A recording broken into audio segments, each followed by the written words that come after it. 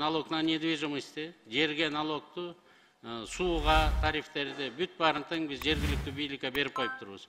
Алар акыркы 20 жылдан бери мунун баарын көтөрбөй атат да. Ошондуктан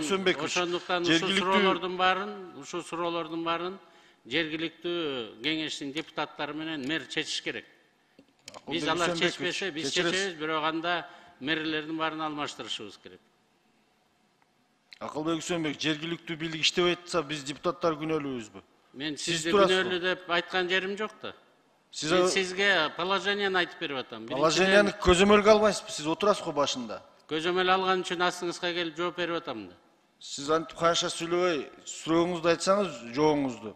Бишкек шаары менен Ош шаарынын мосттору түшүп кеткенди оңдойсуңарбы, 23-жылга киргизесиздерби? 23-жылга киргизе албайбыз. Эмне киргизе албайсыз? Хотя бы Учкун Аламидин мостун оңдоп бербейсиздерби уже? 5 жылдан бери кайрылып атабыз. Айтып атам, алар жергиликтүү бюджеттин эсебинен оңдолуш керек. Ким оңдойт эми аны? Жергиликтүү бюджетти силер коюп атасыздар го. Акылбек Үсөнбекчи.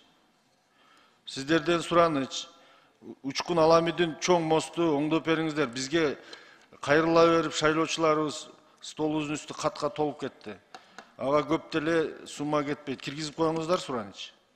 Анан сырткары Акылбек Үсөнбекович.